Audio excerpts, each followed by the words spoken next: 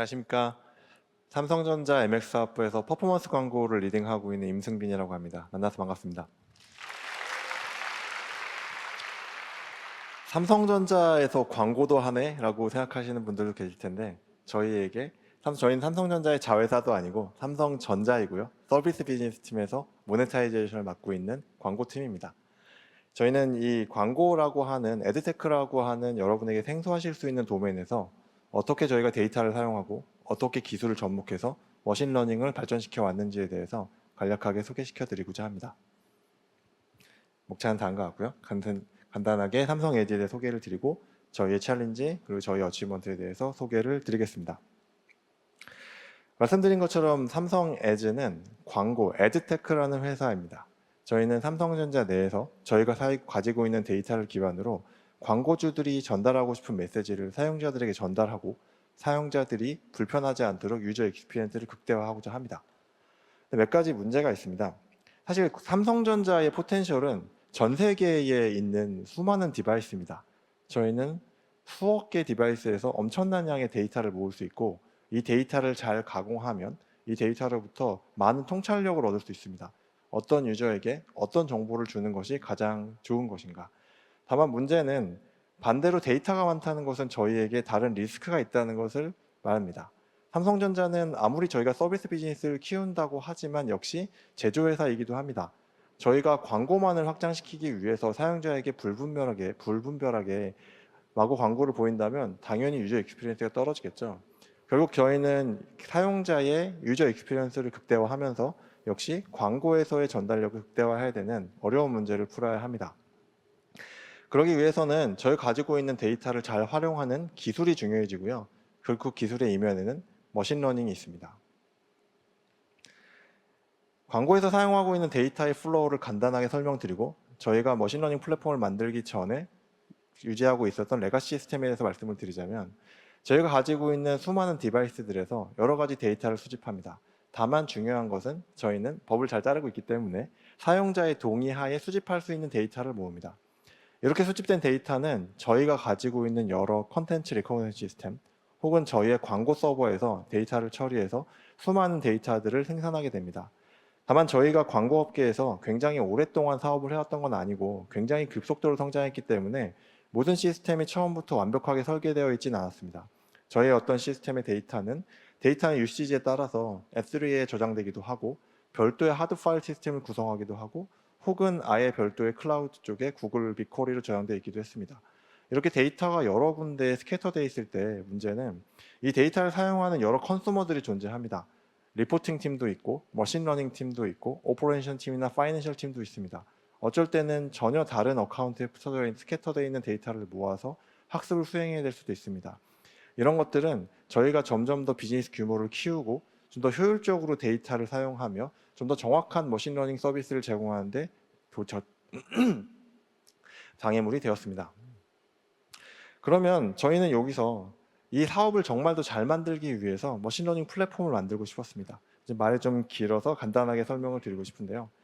플랫폼이 무엇일까요? 사실 많은 사람들은 플랫폼을 다 자기만의 정의로 정의하곤 합니다. 하지만 플랫폼은 굉장히 모호한 정의죠. 제가 생각했을 때 삼성 에즈의 머신러닝 플랫폼은 툴과 기술을 사용해서 데이터를 처리하고 학습을 하고 서빙을 하고 모니터링하는 이 모든 워크플로우를 자동화할 수 있는 플랫폼입니다. 다만 한 가지 강조하고 싶은 건 잘못하면 모두가 기술에 매몰되기 쉽습니다. 하지만 플랫폼을 잘 설계할 때는 언제나 성공된 프랙티스, 잘 관리된 거버넌스가 있어야 사업을 성공적으로 이끌 수가 있습니다. 잘 아시다시피 광고 사업에는 수많은 경쟁자들이 존재합니다. 잘 알고 계시는 구글, 페이스북 모두 광고 회사고 그들은 수많은 기술과 돈과 자원을 가지고 이 사업을 선도하고 있습니다. 저희는 그들과 경쟁하면서 어떻게든 빠르게 성장할 수 있는 토대를 만들어야 했고 그 기반에는 머신러닝 플랫폼이 있습니다. 이런 플랫폼을 만들기 위해서 저희가 세운 전략은 먼저 4가지의 키 팩터를 가지고 있습니다. 첫 번째는 저희는 데이터를 가지고 있습니다. 하지만 그 데이터는 효율적으로 사용되지 못했기 때문에 하나의 통합된 형태로서 잘 정리된 데이터 플랫폼을 제공하고자 싶었습니다. 이렇게 정리된 데이터 플랫폼을 머신러닝 플랫폼을 사용하여 수많은 서비스들의 베네핏을 제공하고 싶었고요. 광고에는 생각하시는 것보다 수많은 데이터 모델들이 있습니다. 저희는 로컬라이크 모델을 만들기도 하고 유저의 반응을 예측하기도 하고 IAP 데이터를 예측하기도 합니다. 다른 유스 케이스들은 모두 다른 데이터를 사용하게 됩니다.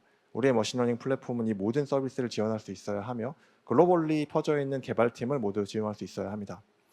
여기까지를 지원하더라도 충분한 펑셔널리티를 제공할 수 있지만 기본적으로 이 사업은 돈을 버는 비즈니스입니다. 따라서 법을 잘 따르는 컴플라이언스 그리고 코스트에 대한 것들을 잊을 수가 없습니다. 그래서 이 ML 플랫폼은 이 네 가지 기본적인 팩터를 가지고 멀티빌리언 달러의 매출을 만들 수 있는 시스템을 만들겠다라는 목표로 설계를 해 나갔습니다. 큰 관점에서 봤을 때 그렇다면 저희가 선택한 가장 중요한 결정이 무엇이었을까요? 첫 번째는 저희는 싱글 소스 오브 트루스의 데이터 플랫폼을 만들고 싶었습니다.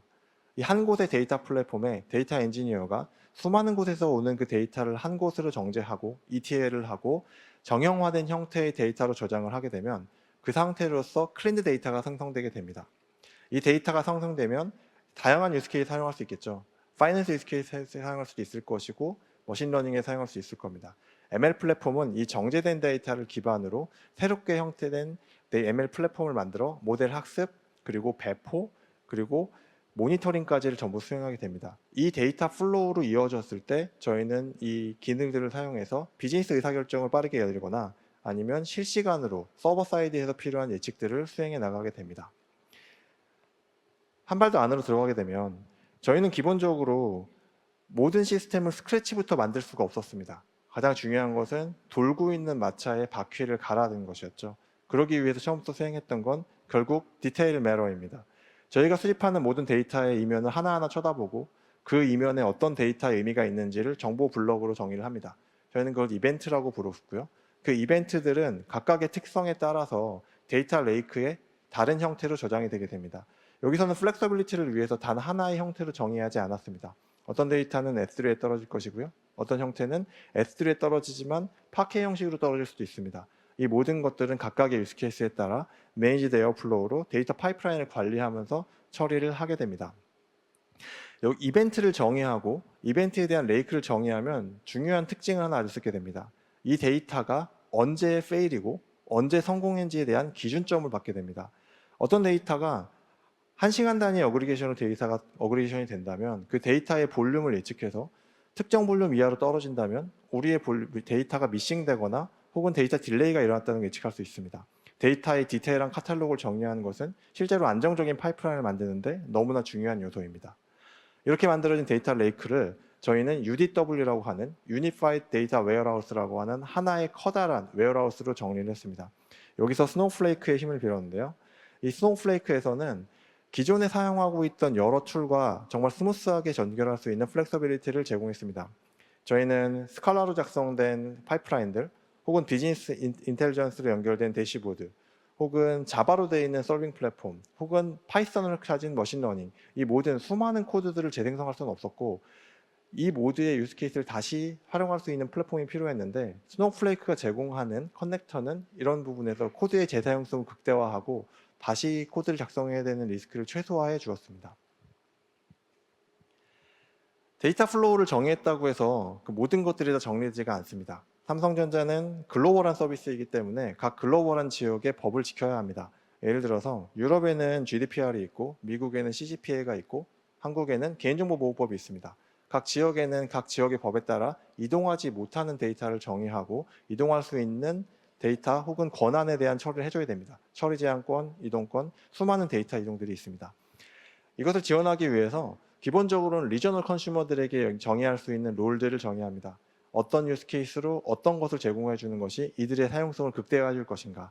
그렇기 위해서 각 리저널에는 리저널 데이터 파이프라인을 만들고 별도의 스노우플레이크 카운트를 만들어서 이들의 유스 케이스에 따라 정리를 해줍니다. 그리고 글로벌 커먼 유스 케이스를 지원하기 위해서 각각의 필드들에 대해서 PII만 인포메이션 정리하는 것으로는 충분하지 않습니다.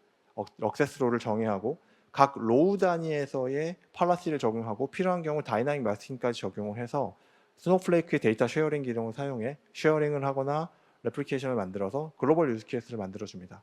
그러면 글로벌 유스 케이스에서도 각 리저널에 대해서 컴플라이언스 프리하게 문제를 해결할 수 있게 됩니다. 이렇게 잘 정제된 데이터가 있다고 했을 때 저희는 머신러닝 플로우에서 어떻게 하면 안정적인 파이프라인을 만들 수 있을지를 고민했습니다. 여기서는 세 가지의 중요한 키워드가 있는데요. 첫 번째는 maximum flexibility, 두 번째는 maximum reliability, 마지막으로는 expandability입니다. 하나씩 설명을 드릴까 합니다. 비즈니스 문제를 머신러닝으로 풀기 위해서 가장 중요한 것은 먼저 비즈니스 문제를 정의하는 것입니다. 우리는 어떤 문제를 풀 것인가를 정의해야 합니다. 문제가 정의되게 되면 데이터 사이언티스트들이 우리가 가지고 있는 데이터를 분석해서 문제를 풀어나가겠죠. EDA를 하고 모델링을 적용하고 POC를 합니다. 거기서 필요한 것은 맥시멈 플렉서빌리티입니다. 우리가 갖고 있는 모든 데이터에 액세스할 수 있어야 하고 우리가 사용할 수 있는 모든 머신러닝 알고리즘을 활용해서 비즈니스 문제를 풀어야 합니다. 우리가 어떤 좋은 인사이트를 얻었다고 하면 이제 이 모델을 프로덕션으로 옮겨야 합니다. 프로덕션에서 필요한 것은 안정적으로 데이터를 피딩해서 이 모델이 주기적으로 리프레시 트레이닝을 할 수 있고 학습된 모델이 프로덕션으로 솔빙되어서 문제없이 리프레시 트레이닝이 된 모델이 배포되고 실시간성에 의해서 인퍼런스를 할 수 있고 데이터를 제너레이션 할 수 있어야 됩니다. 이를 위해서 모델 리파지터리, 피처 앤 스토어, 리얼타임 비딩을 위한 수많은 테크놀로지를 사용했고 여기서는 기본적으로는 AWS 세이지메이커의 힘을 많이 받았습니다. 트레이닝과 솔빙에서 가장 중요하게 생각했던 건 맥시멈 릴라이어빌리티. 우리는 프로덕션 서비스와 실험을 위한 환경을 완전히 구분하고 싶었고 이를 위해서 완전히 구분되어 있는 메이저 서비스로서 트레이닝 파이프라인을 만들었습니다. 여기까지를 하게 되면 안정적인 서비스를 구축할 수가 있겠죠. 하지만 여기서 한 가지 생각해야 될 것은 익스펜더빌리티입니다. 우리가 비슷한 문제를 한 번 더 푼다고 했을 때 이 과정을 처음부터 끝까지 다시 반복할 수는 없습니다. 따라서 우리가 푸는 문제에서 변하는 것, 변하지 않는 것을 잘 구분하고 변하지 않는 것들을 템플릿화해서 인프라스트럭처 애저 코드로 우리가 정말 빠른 속도로 우리가 푸는 문제에 대해서 인프라를 설계하고 모델링을 할 수 있는 환경을 만들어주는 것이 굉장히 중요합니다. 삼성 에즈에서는 세이지메이커를 활용해서 이런 모든 플렉서빌리티를 구현하였습니다. 좀 재미없게 하고 달려온 것 같은데요.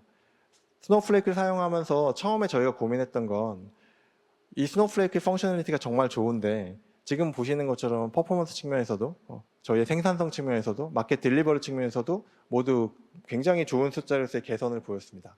하지만 저희도 처음에 스노우플레이크를 도입할 때의 고민은 가격적인 부담이 너무 크지 않을까였는데요. 결국 중요한 건 저희가 생각하는 데이터 유시지가 무엇이고 이 데이터를 정의를 특성을 알게 되면 최적화된 파이프라인을 만들 수 있고 오히려 스노우플레이크를 쓰면서 저희는 기존에 사용하고 있던 러프한 파이프라인을 개선하여 코스트에서도 20% 이상의 개선을 이뤄낼 수 있었습니다. 정리를 좀 해보겠습니다. 지난 2, 3년간 저희는 삼성 에즈에서 굉장히 스케일러블한 시스템을 만들기 위해서 노력을 해왔고 하이 레벨로 데이터 플랫폼과 머신러닝 플랫폼의 롤을 정확히 구분하고 저희의 서비스를 안정적으로 키워나왔습니다. 스노우플레이크는 정말로 좋은 펑셔널리티를 제공하고 저희도 저희의 비즈니스 성장에 스노우플레이크가 정말 큰 역할을 해줬다고 정말 말씀드리고 싶습니다. 저희가 앞으로 스노우플레이크와 계속 협력해 나가면서 만들어 나가고 싶은 건 지금의 UDWS 펑셔널리티는 정말 만족하고 있으면서 앞으로 저희가 스트리밍 데이터에 대한 처리를 강화하고 싶습니다. 스트리밍 데이터는 사실 스트리밍 데이터를 그대로 스노우플레이크에 인제스션 하는 것 자체가 이슈가 아니라 우리가 스노우플레이크에 인제스션 데이터의 안정성을 확보하는 것도 중요하기 때문에 카프카를 활용한 스트리밍 데이터의 안정성 측보를 콜라보레이션 하면서 더 강화해 나가고자 합니다. 마지막으로 제가 되게 좋아하는 말로 마무리를 하고 싶은데요. Finding determinism in non-deterministic space.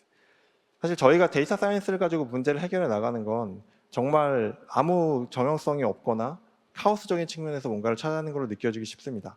하지만 그 과정에서 패턴을 찾고 의미 있는 것을 찾아서 그 다음 상을 예측하는 것은 정말 즐거운 영역이라고 저는 생각을 합니다. 제가 짧게나마 말씀드렸던 메시지가 여러분의 문제를 푸는 데 도움이 되시길 바라고 각자의 도면에서 즐거운 경험을 하셨으면 좋겠습니다. 감사합니다.